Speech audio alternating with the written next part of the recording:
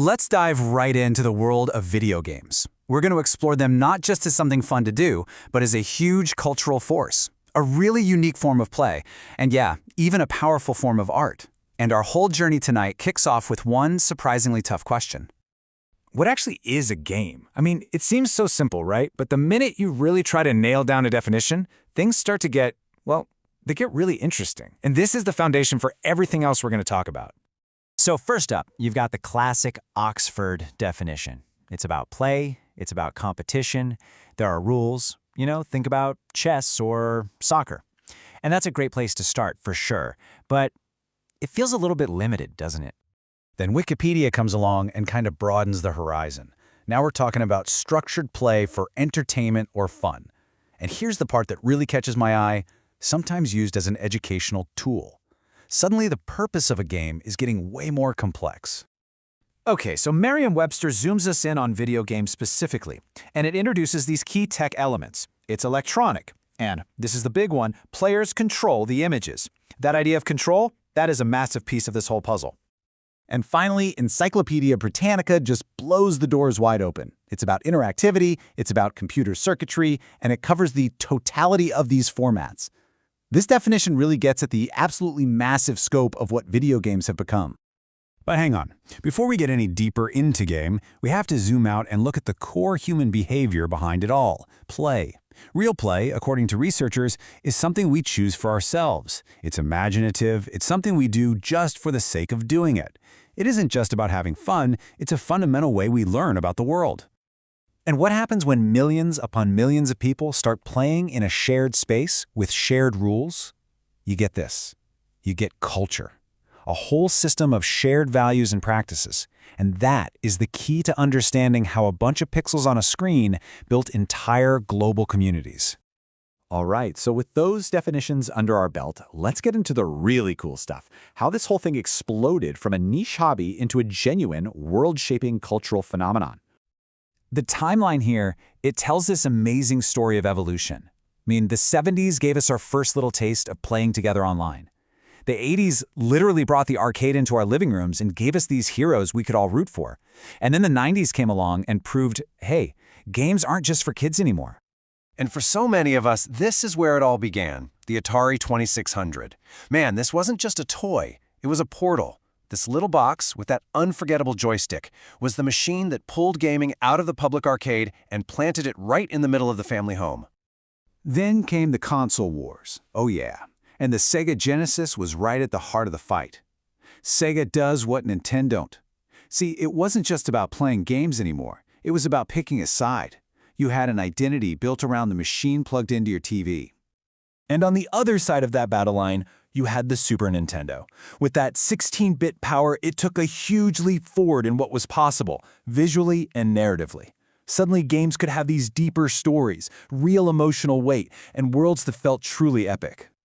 And then, bam, everything changed again. The Sony PlayStation shows up with CDs, with 3D graphics, and it completely rewrote the rules for what a game could look and feel like. We went from flat 2D screens into these immersive three-dimensional worlds you could actually run around in. So all of this new hardware, it wasn't just building games, it was building a powerful subculture. And what's so incredible is how the word geek, which used to be an insult, got totally transformed. As gaming went mainstream, geek culture became geek chic. It became a celebrated identity, built around a passion for tech and for play. And that cultural power is backed by some absolutely staggering economic power. In 2020, the global video game industry pulled in $180 billion. Now, to put that in perspective for you, that is more than the global film and music industries combined. This isn't some niche hobby anymore, it's a global economic titan. So if games are this massive cultural force, this economic behemoth, it all leads to the biggest, most hotly debated question of all. Are they also art? You know what? Let's start this argument with our eyes instead of words. Just look at this. This is from the game Journey. There's no dialogue, you just travel towards a mountain in the distance, and sometimes you silently meet other real players. It's this profound experience of connection and loss, and it's told completely through gameplay and visuals. Or how about this? Monument Valley. The entire game is interactive art.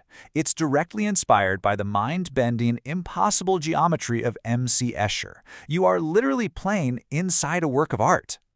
I mean, this just illustrates the point perfectly. The game Blanc is basically a playable, hand-drawn illustration.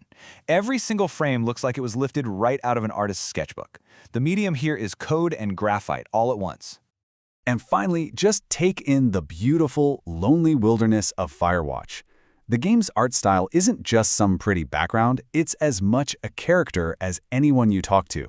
It uses color and light to create these powerful feelings of isolation, mystery, and pure awe. Okay, so keeping those images in your head, let's look at a formal definition. Art is the conscious use of skill and creative imagination to make aesthetic objects.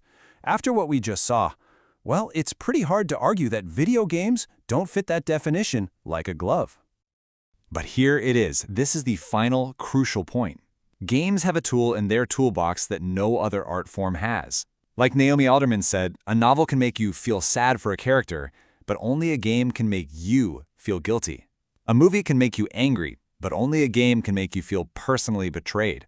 And that unique ingredient is agency. Your choice. And this is what agency looks like. In the game Fallout 3, you're given a choice. For some money, you can detonate a nuclear bomb right in the middle of a town, erasing it from the map. And it's not a cutscene you watch. No, you are the one who pushes the button. The feeling that action creates in you, whether it's pride or just crushing guilt, that's something only this art form can truly deliver. And that's what brings it all back to you, the player. The real power of this medium is in the choices it asks us to make. So I'll leave you with this final thought. What moral choice in a game has stayed with you long after you put the controller down?